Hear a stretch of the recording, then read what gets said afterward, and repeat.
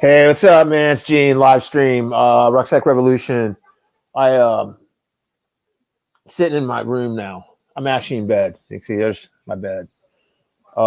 Just didn't really feel like setting my computer back up in the office and whatnot. I'm sitting here watching a little CNN and chilling after the gym.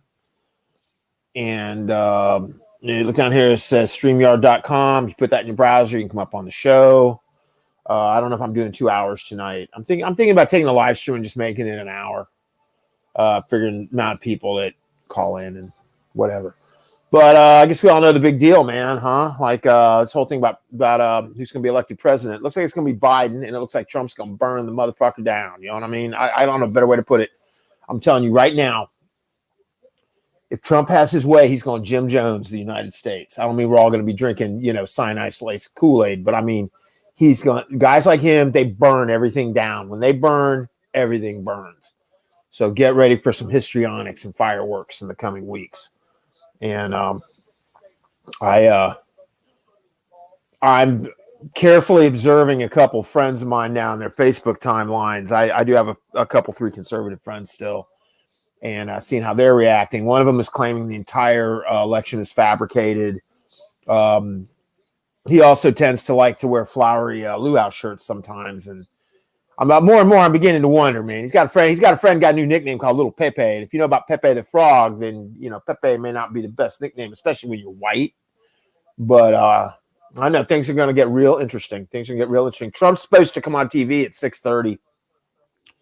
Apparently the word is that some of his senior aides tried to dissuade him from speaking. My guess is right about now Trump's half out of his freaking mind. So this should be a pretty good show tonight at 6:30, and we'll watch it live here on the show because I think Trump probably needs to be sedated right about now. I was talking with a friend of mine today about the whole situation, and I can tell you, I was blunt. I'm not in the mood for any histrionics from anybody. Where I live is heavily Trump country. I'm a lefty. I'm also a vet. If you want to piss off a vet, tell them they don't love their country. Just tell them that. Tell me that. Just do it. So I know a few people that might want to watch their alcohol consumption around me in the coming weeks if they shoot their mouth off because they're pissed off because their buddy Trump lost the election or is on the verge of losing it, because I'll be glad to set them straight in about 2 seconds flat. I'm generally not a violent person, but at this moment, I just want to quell that bullshit fast. I'm not in the mood. The sad thing is, someone asked me today. They said, "So Biden being president, what's the big problem he's going to have to deal with first?" Well, there's COVID, but COVID's not going to be his biggest problem. There's the economy coming back. That's not going to be his biggest problem either. North Korea, no, that's not going to be his biggest problem either. Biden's biggest problem, and it's going to haunt him through his entire presidency, is that by the time Trump is done burning everything down, 25 to 35% of this country is going to be damn well determined to believe that Biden is an illegitimate president, that he doesn't deserve to be in the White House, the election was stolen, everything was fabricated, blah, blah, blah, fake news, the whole thing. And this is coming directly from the mouth of our current president, Donald Trump. And then all his little hellion cult followers buy into it. So that's going to be Biden's biggest problem, is that when you've got, I can tell you, man, it's like I pastored a church, right? And you can pastor a church. You can have 300 people in a church. If 10 of those people, right, 10 out of 300, what is that? Like 3%? 10 out of 300, about 3%, right? 10 out of 300 people, right? If it's the right 10 people, man, they can make your life a living hell when you pastor. In fact, 10 people can cause a pastor to actually resign a church. It doesn't take many. In churches, trust me, at least in denominational churches, the tail seriously wags the dog most of the time. I've seen pastors that have had to resign when they had a very small percentage of the congregation upset with them about some bullshit. And then their advice given to them was you should resign to not affect the unity in the church body. which I think is bullshit. I went through a situation like that myself. I can tell you the next time, if there's ever a next time, I will look that dissenter in the face and say, Jesus said, whosoever come to me, I'm saying, get the hell out. I will fight it next time. I will not let the tail wag the dog. But here's the problem that Biden's going to have. He's going to have 1 out of 4 Americans, basically, U.S. citizens, believing he's an illegitimate president who was illegally ascended to the White House.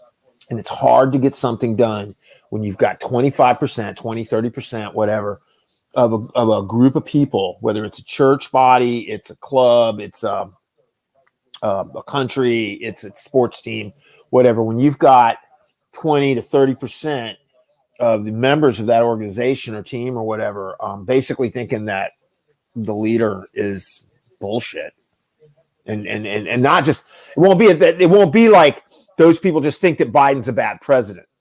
Like, I didn't vote for him, I wish he wasn't there. No, these people are going to believe that Biden illegally occupies the White House. This is going to be a problem. I've been saying this now for years. Trump's not the problem. Trump's a symptom. The problem is that Trump, though, has exacerbated the problem. And I don't know how you fix that, to be honest. I really don't. But I just should be an interesting next couple months. But I believe that Biden is going to win the presidency. I believe that Trump is going to just burn the mofo down. It's going to be ugly. It's going to be cheap. It's going to be petulant. And it's going to be incredibly damaging to the fabric of the United States of America. And I believe history is going to look at Donald Trump and Trump's staunch followers in a very, very poor light. I don't quite know how else to put it. And I think that there's going to be investigations done, like New York State is doing an investigation into his taxes or his accounts, whatever. It's going to go on. And I think as time goes on, Donald Trump's reputation is going to be tarnished beyond any kind of repair at all. And but I don't know, man. I think it's going to be a rough time coming up into this the next couple months, because Donald Trump is a sore loser. And Donald Trump is also a maniac. You combine a sociopath with a sore loser, you're going to have a bad problem. But I think basically Donald Trump's going to try to take everything down with him. The other thing I'm looking forward to, though, is I'm looking forward to some of these people that have been working for him finally start writing some books and saying something. I mean, like, it's going to be crazy. It's going to be crazy. But anyways, so here I am, StreamYard.com. You know, you can come up on the show if you want. Right now I got 4 people watching, so that's cool. But Mitch talks to me a lot about, we're trying to, amp up the viewership, amp up, who's watching the podcast or the Patreon site and all that stuff. And I'm not sweating it that much. I'm going to be honest. I personally, do I think we have great material? Yes. Do I think it's worth subscribing to? Absolutely. Is it unique? I think so. But I also realize, I'll tell you a quick story. I do spoken word. I write. In 1990, it was the year before he died. So I want to say 95. It might have been 96. But Joseph Brodsky won the Nobel Prize for Literature in 1987. He was a Russian poet, emigrated to the United States. And I got to know him. Not for a super long period of time, not like years and years and years. Relatively brief period of time, but I got to know him. And he's kind of became a little bit of a mentor of mine. Not everybody can say they had a Nobel Prize winner as a mentor a little bit, but I did. And one night we were talking at a Dunkin' Donuts of all places here in Ocala. But we were talking, and he suggested to me that my next step, and this was when I was like, I was like 32, maybe pushing 33. And I've been doing some spoken word. I've been, read a number of places, whatnot. But I hadn't really been to the big city, so to speak. I'd won a national award. I'd won some state awards. I've been published in some like underground rags, that sort of thing. but I'd never really been out there like out in the big world with it. And Brodsky recommended that he personally recommended Chicago, but it could have been New York, it could have been Chicago, it could have been San Francisco. I ended up going to San Francisco. He personally recommended Chicago for some very compelling reasons. But basically what he said was, you're good. Now you need to go out there in the big wide world and find out how many other really good spoken word artists, poets, writers that there are. You know, it's like the person that says, I'm going to be on Broadway, and they're actually a really good actor or actress. I mean, they really are very, very good. And they come to New York and they get into the whole, you know, Broadway circuit and off Broadway and off Broadway. And they find out, holy crap, man, there's like 10,000 really good people here, you know, for a very limited number of parts. Well, I kind of think of Rucksack Revolution like that it's real easy to, in the internet, there's a lot of competition out there, people, right? There's 70 zillion podcasts and blogs and live streams and you know, you name it in this day and age. I mean, come on, man. What are our media options in the US, right? You probably got a TV that you got 500 million channels on. And if you want to listen to the radio, I guess you can do that. That's all streaming, right? So, you know, I know on my phone, if I was to look on my phone right now, I don't know, man. I've got a zillion options for, you know, radio stations, right? Streaming radio, whether it's news or it's various kinds of music or, you know, whatever. You got YouTube, you got all this stuff, you know, and so we're trying to compete with that. So I get it. I mean, it'd be really great to, if we could get 1,000 people, just first level Patreon, you know, $3 a month, 10 cents a day, just for the documentary series on the Elvisburger road trip. That'd be cool, because I can take that money and I can invest it back into the process for better gear, better equipment, more trips, more documentaries. But hey, you know what, man? I ain't begging nobody, and I'm not going to hassle nobody either. I'm just not, you know. There's some people I'd like to get a hold of and say, hey, you know, check this out. But basically, I'm not interested in being in business. Okay. I'm just not. I'm just not gonna play that game. You know, it's not worth it to me. I'm not a salesperson. Only because I've never really found anything worth selling. You know, I actually had an offer years ago to sell BMWs, believe it or not. This is when I was in my 20s. I had a friend of a friend, you know, and over a couple of beers, we get to talking, and he said, yeah, man, you know, I got a position to open here. He sold Beamers and BMWs and maybe Audis. I don't remember. And I thought he meant to come down, like, you know, be his detail man or something, you know, wash cars or do whatever. He wanted me to actually sell. And he said, I think you can do it. I think, and you can make some good money selling Beamers and Mercedes-Benz. I thought about it for a minute, and I told him, I said, no, I can't do that. And he said, what do you mean you can't do that? You're natural. And I said, I don't see the value. Why does anyone need your cars? Like, why does someone need to spend an arm and a leg for a car? I don't get it. And so he gave me the whole, you know, status symbol, this, that, and the other. And I said, well, if they need the vehicle that bad and it's that compelling to them, wouldn't they just walk on the lot and sort of like see it and go like, I want that car? Like, why does someone have to twist their arm to convince them of this? I said, I mean, nothing personal against you, bro, but I can't do that. I've never found anything worth selling like that. And I don't change on that. But yeah, so, you know, I mean, honestly, if no one comes on, I may just shut it off when Trump starts talking. I don't know. I'm just kind of, this whole week, I'm just kind of tired. Even today at the gym, you know, we got to the run and get on the treads running, and my cardiovascular felt great. I mean, I could have really gone for it today, I think, but my legs just felt dead. Actually, my knees. I did have a last couple of weeks. We went through the Hell Week sequence of workouts, and I did do something like 9 workouts in 11 days, and it was a lot. But I've had a few days rest since, though. I would think my legs would be a little springier now, but apparently they're not. But I think part of it too is just like a psychological thing. You know, someone came up to me Tuesday. I was going to the gym to work out at Orange Theory, and a friend of mine, little before the workout, you know, they saw me like in the parking lot. We were talking for a minute, and they were like, "Oh, you know, I'm so anxious today," and you know. And I said, I was totally relaxed. I said, you know, it's kind of like in the military, you have this thing like hurry up and wait. So it's like leading up to the election, this last year and a half, 4 years, I don't know, man, however long it seems it's been. Yes, I'm all kind of all into it and a little anxious and kind of worked up and blah blah blah. When it finally comes time to just vote and count the damn votes, okay, the process is in motion. What's to get worked up about? Right?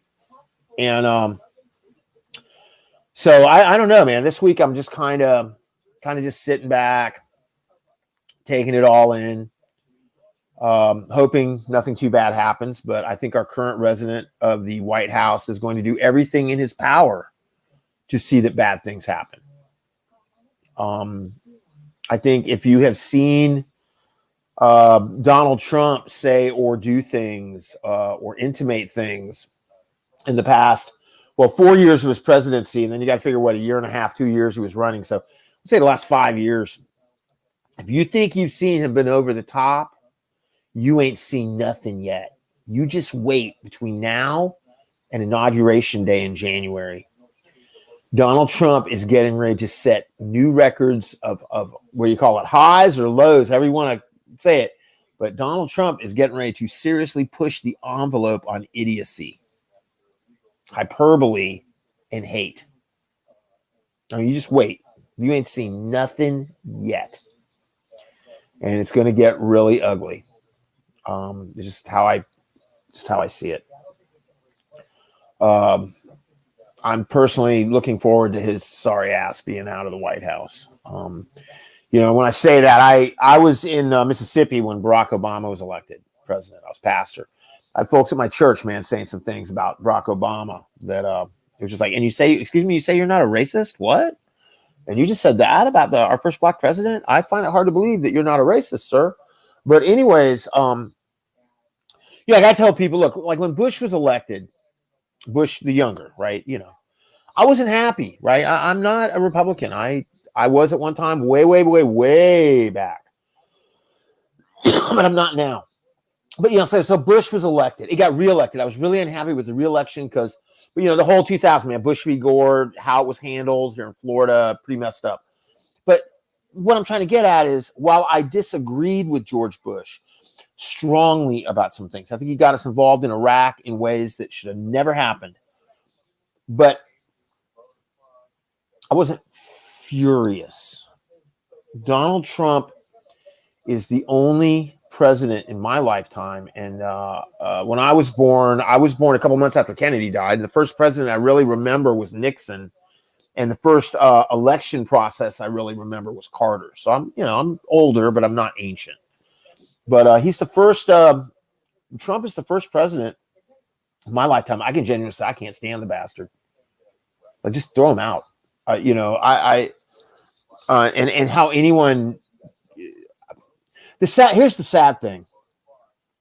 Can you believe that after 4 years of what Trump's done in the White House and everything, all the things he's said, all the things he's done leading up to it, can you believe this election is this close?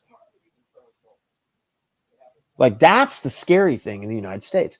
Not that Trump's president. It's that all these people voted for him again. They know what he's about. You can't shame a Trumpster. You know why? Because they like him. When you say, but he's a racist. Well, so are they. They don't have the balls to come out and say it most of the time, but they are. Right?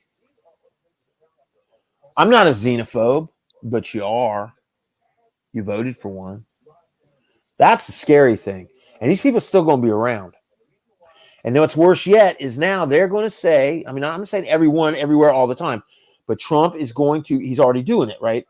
He's convincing these people, his base, that they have been robbed of his presidency a second term. That this entire, I'm not going to win re-election, therefore let's just invalidate the entire election process in the United States. Let's make everyone that I can influence, let's make them doubt the electoral process. That's what I mean about burning it down with him. He's going to take it all down, and it's just really messed up. And that's all I got to say on that. And anyway, so StreamYard.com, you can put that in the browser, come up on the show. Honestly, I'm probably not going to, I'm going an hour tonight with this. I'm I'm not a big fan of like just sitting talking to myself on a screen. Honestly, I don't know what would it take to actually get people to subscribe to the Patreon site or to watch this show? I don't know. I mean, like what? Like huff nitrous and do something funny. I don't know, man. I don't know. There's only like 76 billion things going on that can attract people's attention. But I'm not going to turn into like, Peter Drucker marketing guru, to accomplish this. It's just not happening. So I don't know. I'm gonna go 10. If I don't get someone on the show in the next 10 minutes, I'm just gonna shut it down. I'm not really in the mood. Been watching this for hurry up and wait now for a few days. I will say one thing. I think that this idea that states run elections, I think that's great if it's a state election, but I think if it's a federal election, we need to set up some national standards. The reason all this vote counting is taking so long, Florida had mail-in votes. Why did the Florida votes get counted? Because they started counting them before Election Day, right?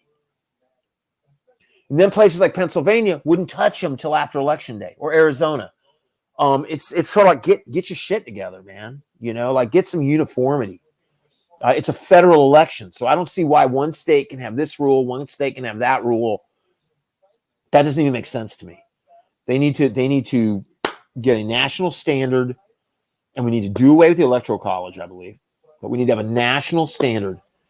If Florida is counting its mail-in votes, more or less as they come in, so that they can have an answer to, who voted for who by sometime late into the night or at least early the next day, I don't see why Pennsylvania can't do the same thing. Or Nevada or Arizona, right? Or North Carolina.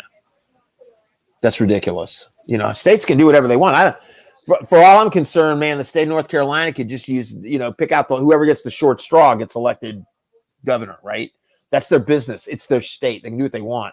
But I don't see where state laws can affect federal elections. That makes no sense to me at all. And that needs to be changed. We wouldn't even be probably going through all this clappity trap we're going through right now. But I just can't wait, man. A few more minutes, man. Trump's going to get up and he's going to let it rip. This is going to be. But yeah, I say, if you think you've seen Donald Trump at his finest, stay tuned to the next 2 months. But the trouble is he's going to try to take everything down with him. Everything. That's how psychopaths do their thing. You're about to watch. He's about to go Jim Jones, full on Jim Jones. Okay? I don't even know how else to put it to you. Hey, what's up, man? You're my only hope. Is this Dave Wharton? Yeah, what's going on, dude? What up, dude? Man, I'm just like talking on a live stream. I didn't do it last night. I wasn't feeling too good yesterday. I even skipped the gym, but I'm just doing a short thing tonight. What you up to, man? What do you think about the election? Going home to process some orders I had to do today. Hold on 1 second for me. Hold on 1 second. Okay, yeah.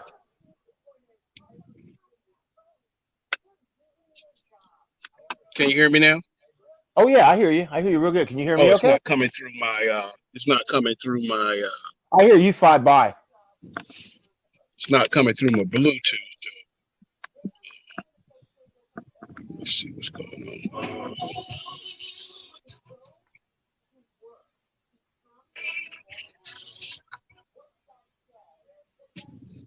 I'm waiting here in like about 5 minutes. Trump's gonna get on national TV and talk. This should be good. Like I've been saying, if y'all think that Donald Trump's done some crazy shit so far, you ain't seen nothing yet. What he's gonna do in the next 2 months, and he's gonna go full on Jim Jones. He's gonna burn this country to the ground if he can get away with it. Yeah, that's what psychopaths do when they lose. Like I said, I was asked. Someone asked me the other day, and I got asked again today, actually, by a friend of mine. What do you think is going to be Biden's biggest challenge coming into office? And I said, it's not going to be COVID. It's not going to be North Korea. It's not going to be the economy. It's going to be dealing with the fact that 25 to 35% of the citizenry of this country is going to believe he's an illegitimate president, and there's nothing he can do to change that in the next 4 years. Nothing. The more he tries to change it, the more they're going to believe it. And that's what Trump is doing right now. He's been putting that seed into his followers' minds now for years, and he's going to accelerate that in the next 2 months.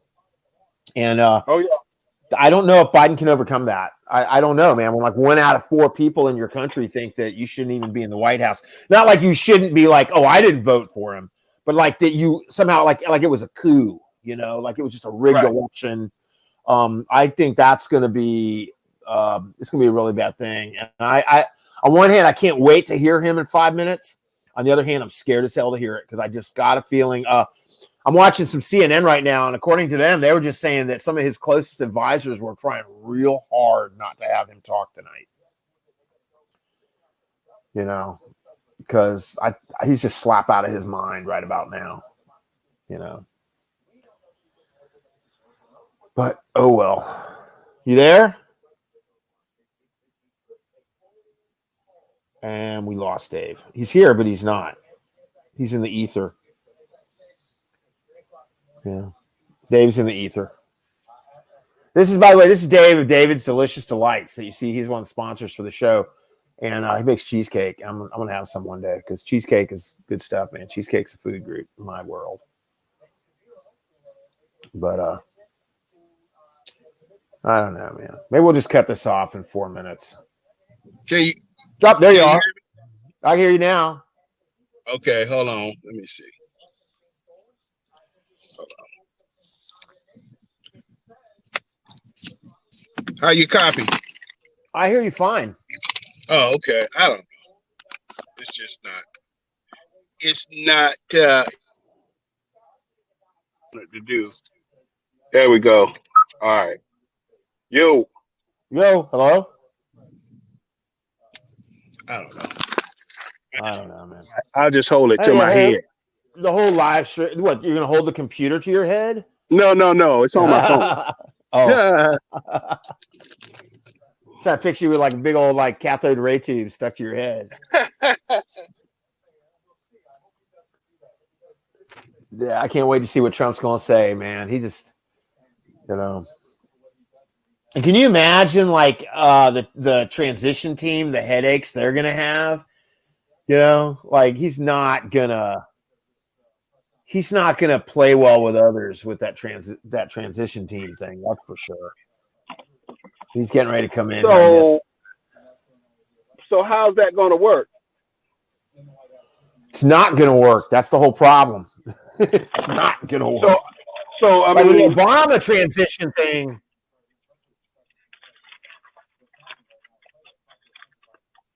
Hello?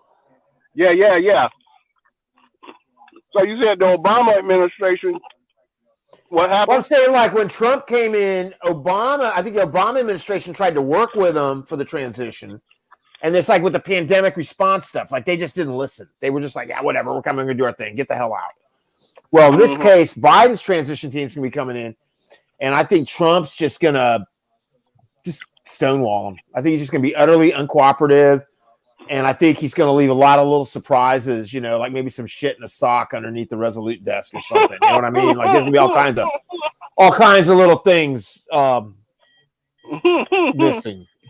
I'd heard something about like when Bush left the White House and Obama was coming in, like some of the low-level staffers took the Q button, like, or a W button, the W button, like off the keyboards or something. It was like some prank thing, like George W. Bush. They took the W off or something.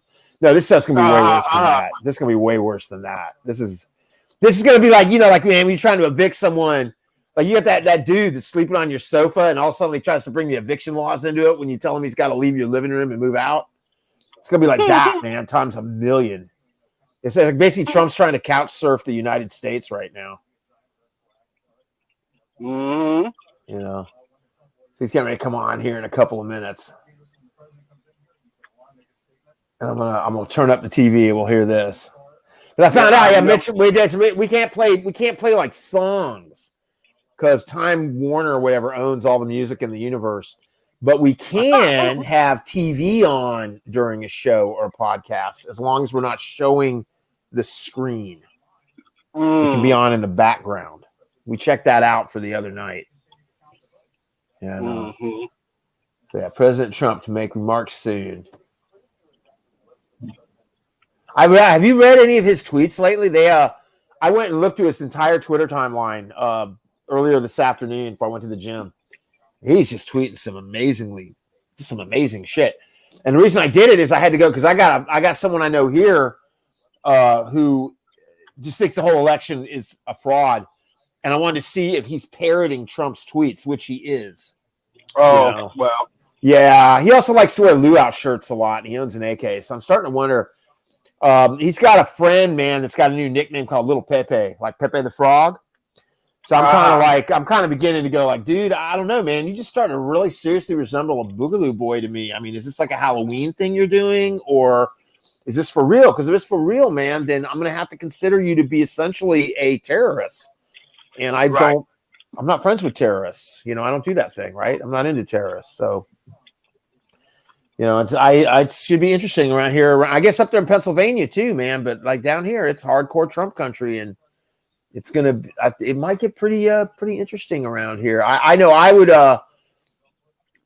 if I were out in a bar, I'd be very, very careful about talking about politics in said bar right now for the next couple of months in this town, unless I was carrying. If I was carrying, that could be some type of weapon. That could be a roll of quarters in my fist.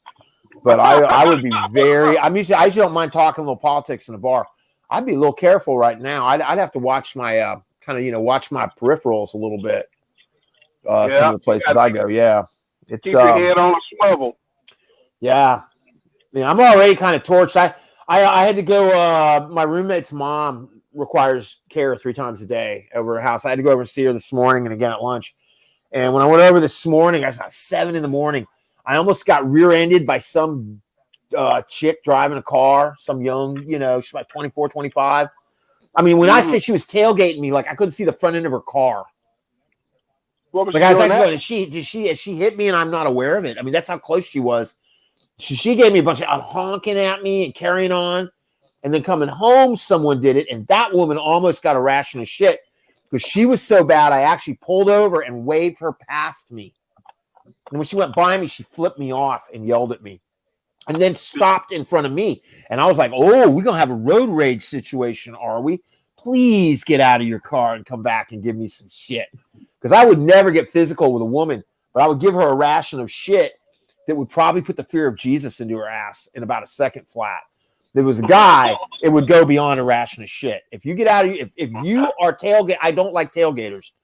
If you're tailgating me and I'm letting you by and you stop in front of me and you want to get out of your vehicle and start with me, I will kick your ass into the dirt right in the middle of the street. I call it self-defense. I don't know, man. Right now, I'm almost itching for a fight right about now with all this going on. I don't know what it is, man. I'm almost itching for one, but it's like I could not believe it.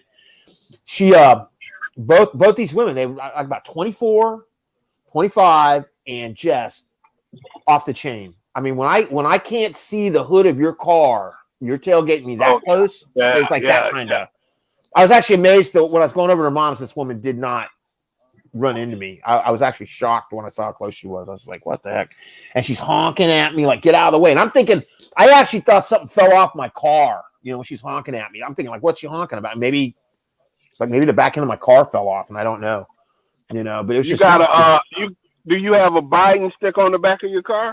No, man, I got no stickers on my car right now. I got a few backpacking ones I want to put on, but no, not around here. I got a yard sign for Cynthia De La Rosa, who ran for state house here as a Democrat. It's still out in the front yard. I'll have to take it out. But no, man, I wasn't putting nothing on my car because I really like my car. And if I ever, and around here, people were defacing signs and defacing all kinds of stuff. And I ain't gonna lie, man. Do it. Keep my car because I got a Biden sticker on it. Just do it. See what happens to you. You won't like it. It'll never be good for you. So I have a Biden sticker. Someone gave me one, but I refuse to put it on my vehicle.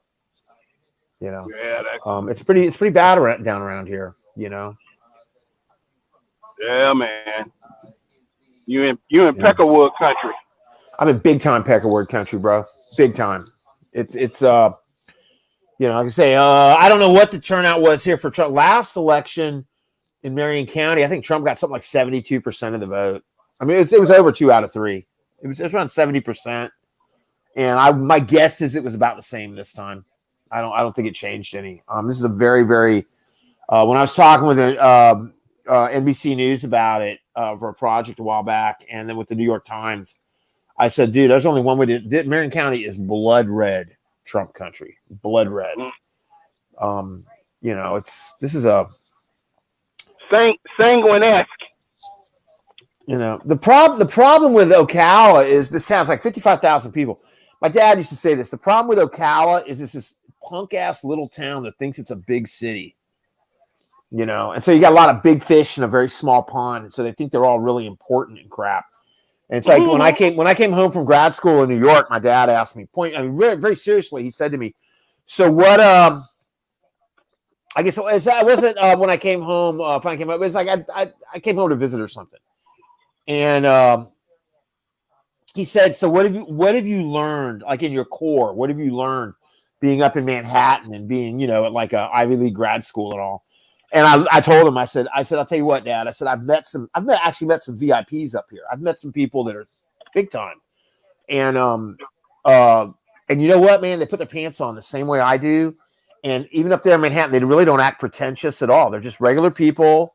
They'll shake your hand, look you in the eye, no big deal. I said, coming back here to Ocala, man, there's some people want you to kiss their ass every time you get a chance. And I'm not doing it ever again. Never. I said, there's nobody in this town I can think I can meet that deserves that kind of treatment compared to some of the people that I personally know in New York now who are actual somebodies, but they don't act like it. You know what I mean? They're cool. They're that, Bill Moyers was one, he's worked for, he worked for like 5 different presidents and he was a big shot on PBS. I got to know Bill Moyers. We went to church together. Wow. I just sit by Bill and his wife in church. He sat next to me the Sunday after 9/11. In Riverside Church. Yes, actually, he sat 2 down. Yes, what? No, he was next to me, and his wife was on his left.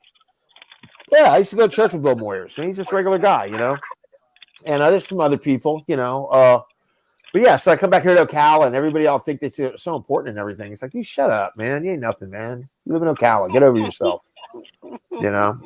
It's like some of the musicians here. I got some friends that are some great musicians, and then there's some musicians in this town that it's like, dude, get over yourself. You play cover tunes, dude. You don't even play originals. You're in Ocala playing cover tunes. You are not a rock star, okay? You are talented. You deserve respect as an artist, as a musician, as a human being, but you are not Mick Jagger, my friend, and don't expect me to treat you as such, It's, I don't know, man. I don't know where these people get off that way, but they do. Well, hey, look, I'm going to run in the house. I'm just pulling up to the house. I'm going to run in and grab me a bite to eat and tune back into you a little bit later on. Yeah, I'll see if I'm on. I'm waiting to see here when Trump comes on. I may go off the air short tonight. I don't know. Like, I'm just like devoid of energy the last couple of days. I do think it's partially psychological. I think it's kind of like all this build up to the election, and then just like it's like you've been carrying around this big heavy weight, for months and months and months, and you set it down, and then you suddenly realize how tired you actually are, and then you need a few days to sort of, re-energize a little bit, I guess something like that. I agree. Yeah, I agree. Hey, it's good to hear your voice, bro. Yeah, man. I will catch you on the flip side, as they say. Yeah, there's some great. That was you just had was that your wife's birthday or y'all's anniversary the other day? No, that was her birthday. Yeah, man. That was some nice pictures you had. I saw up online there. Y'all a great couple. Yeah. Appreciate it. All right, man. Yeah. I'll talk to you later, bro. All right, sounds good. Yeah, bye. Bye. So yeah, that was Dave. Dave's Delicious Delights. He's all right guy, man. I did a podcast with him a couple months ago. His wife is the along with being a recent birthday girl, is the director. I'm gonna get the title wrong, but basically she's like the director of health and wellness at Susquehanna University in where they're at in Sealands Grove, Pennsylvania, which right now with COVID is a very, it's not like she's at UCLA. It's not like Susquehanna is this humongous campus, but I don't care what the size of the campus is. Her position, she's kind of the go-to person about COVID awareness and COVID safety and quarantining, just all the multitudinous issues that come around about COVID when you're trying to say, have a college in session or a university in session right now.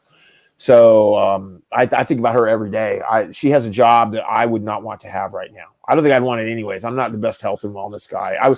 I basically would be telling everybody, limit yourself to 3 beers and give me 30 good burpees every morning after your coffee. That would be my wellness. I would be a horrible health and wellness director. I would just probably be walking around like some dude be having a cigarette. I'm just like, get down, give me 20 right now, 20 push-ups. I'm the health and wellness director. I'm here to make you do push-ups. Put out that cigarette. Go do push-ups. I'd like to give a shout out to a friend of mine named Rob. He's probably not even watching right now. There's only one person watching. But my buddy Rob is like quitting cigarettes. I think he's pushing 2 weeks now that he hasn't had a smoke. And I just want to give a shout out to him and all the other Robs in the world trying to quit. I quit. It'll be 8 years officially, I think, this coming June. It's long enough now, I don't really even remember, but it's been about 8 years since I've had a cigarette, and I wish I'd never started, but I can tell you that quitting, it wasn't easy, and I had to try quitting about 100 times before I succeeded, but I'm glad I quit. And anytime someone is quitting cigarettes or quitting, nicotine, quitting tobacco, I will bend over backwards to applaud them, support them, help them out. I try not to be preachy about cigarettes. Some people, they quit smoking, and then like they're in a bar, right, where people can smoke, and their friend lights up a cigarette, and they get all kind of preachy about, you shouldn't do that, Well, I remember what it was like to be a smoker, and I didn't like when people were preachy at me, right? So I try not to be preachy, but yeah, if someone's quitting cigarettes, quitting or dipping or whatever they're doing, I got their back 100%. So I just want to say about my friend Rob, man, he's doing a great thing. I think he's on about day 12 now. 11 or 12, and I'm gonna have to send him a message, say, quit counting the days, dude. Pretty soon you're gonna be counting weeks, then you're gonna be counting months, and then you're gonna be like counting years, and he's a really good guy, and he's a single dad, man, raising a young girl, and I know he wants to be around to be healthy, wealthy, and somewhat wise when she gets older, not just be pop's got emphysema and can't make it out to the mailbox or something in the morning. And he wants to be around to enjoy the successes and the achievements and the milestones in his daughter's life as she gets older. And so I think he's realized that smoking cigarettes might not be the best way to do that. So I just really applaud him and anyone else out there who is working on something like quitting that or any other habit, any type of addiction. It's I guess I just want to give a word out. Shout out to people having a hard time, man. My vet brothers and sisters, maybe have PTSD. Thinking about you every day. And, just it's about that. But I was whining a little bit about the show, getting Patreon people. And I'm going to put up that banner about the Patreon thing that Mitch made. I got comments. I never check my comments. John Kemp, Trump will never concede. I can show them. Here we go. John Kemp. Trump will never concede. He probably will burn the country down out of spite. Exactly. That's what I'm saying. Guys like Trump take everybody down with them. I mean, Jim Jones could have put a bullet through his brain, right? In Guyana. No, he had to make that entire compound drink cyanide and die with him. And here's Brandon Abels. I truly wouldn't put running from the law past Trump. I'm thinking Russia, North Korea. Yeah, I don't know, man. That's a possibility. I think that's a possibility. But I'm going to go back and show you this banner here. Talk about this. But yeah, this is the, well, you can't even see. Oh, there it goes in the bottom. Yeah. Subscribe to the YouTube channel, Rucksack Revolution. And on patreon.com, Rucksack Rev, one word, Rucksack Rev. Check it out. I got people wanting me to basically make cold calls on like Messenger to people. I'm just not going to do it. I'm just not. Other people can do it. I'm not trying to be Willie Loman about it. I'll end up going for free. I don't care. I used to have a blog, Rucksack Revolution, back about 10 years ago, and I had. I was posting every day or pretty much every day. And in about 6 months, I know I was getting at least 12,000 hits a month. I think I was pushing around 15 or 16,000. I can't remember. It was starting to take off. And about a year later, I quit writing. But so, and why did that happen? Because I wasn't charging for it. But I don't think that, a few dollars a month, I don't think it's too bad. But it's like whatever, though. But I'm not going to sweat it. When this stops being fun, I'm going to quit doing it. I've got a friend. She says that. She says, are you having fun?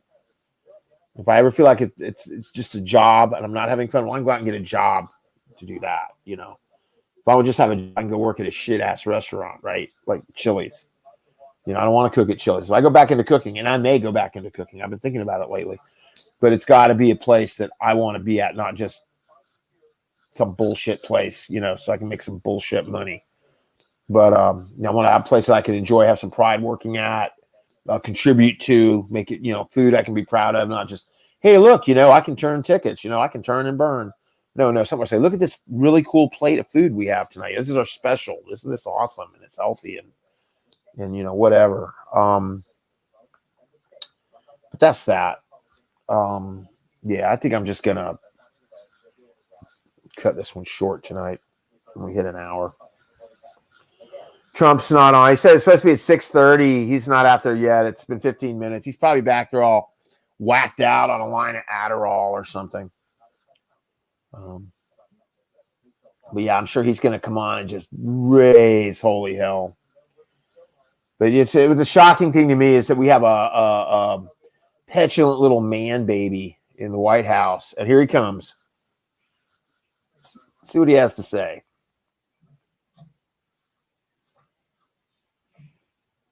Good evening. I'd like to provide the American people with an update on our efforts to protect the integrity of our very important 2020 election.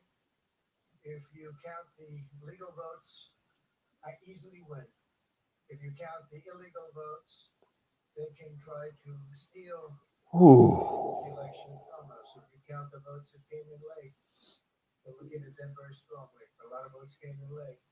I've already decisively won many critical states, including massive victories in Florida, Iowa, Indiana, Ohio.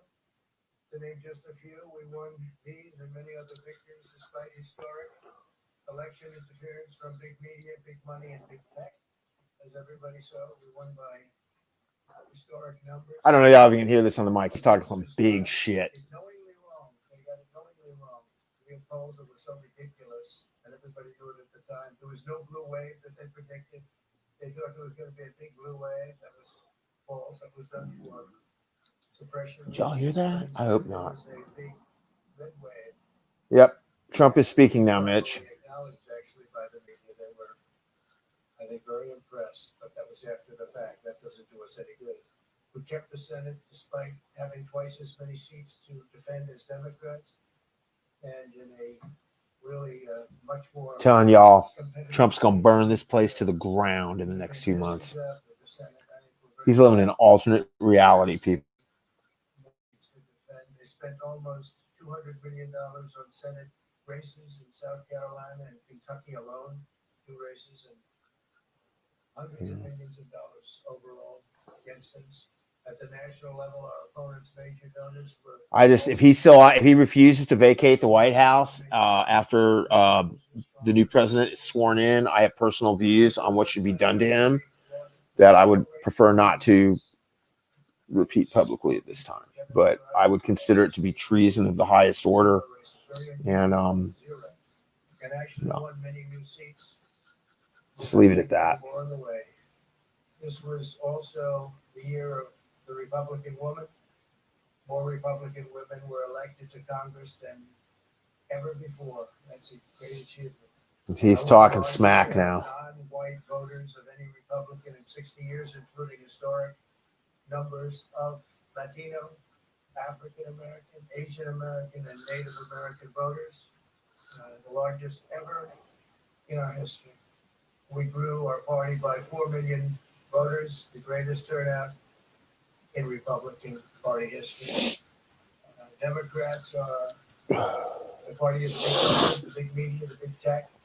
it seems, and Republicans have become the party of the American worker. That's what's happened. And we're also, I believe, the party of inclusion. As everyone now recognizes, media polling was election interference in the truest sense of that word, by powerful special interests. These really phony polls, I have to call them phony polls, fake polls, were designed to keep our voters at home, create the illusion of momentum for Mr. Biden, and diminish Republicans' ability to raise Yep. funds. Typical psychopath. He thinks the whole world's against him. Everyone knows that now. And it's never been used to the extent that it was used on this last election. To highlight just a few examples, the day before election, Quinnipiac, which was wrong on every occasion that I know of, had Joe Biden up by 5 points in Florida, and they were off by 8.4 points, and I won Florida easily. So they had me losing Florida by a lot, and I ended up winning Florida by a lot. Other than that, they were very accurate. They had Somebody needs to punch him in the mouth. him up 4 points in Ohio, and they were up by 12.2 points. And I also won Ohio, great state of Ohio, very easily.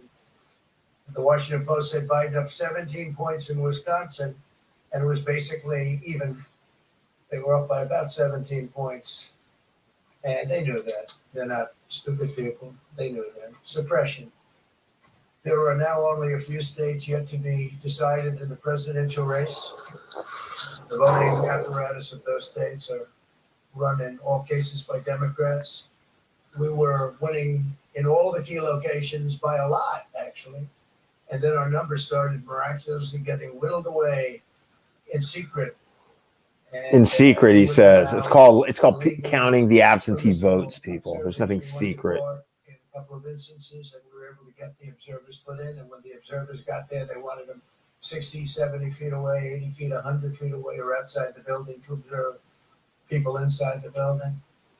And we won a case, a big case, and we have others happening. There are lots of litigation, even beyond our litigation. There's tremendous amount of litigation generally because of how unfair this process was. And I predicted that. I've been talking about mail-in voting for a long time. It's really destroyed our system. It's a corrupt system. I'm going to go ahead and shut down now. I was going to wait till the end of the hour, but I'm just going to shut down By and nature, listen to this they guy become corrupt. It's too easy. They want talk you his to smack. find So out anyways, hey, this is what Gene, they need, and then they Rucksack say, Revolution. "Find Check out the out." YouTube site, Rucksack Revolution. Subscribe to it. Check it out. And patreon.com, Rucksack Rev. Check it out. Meantime, I'll see you. I'm out of here. I'm going to listen to the president talk smack. Still ahead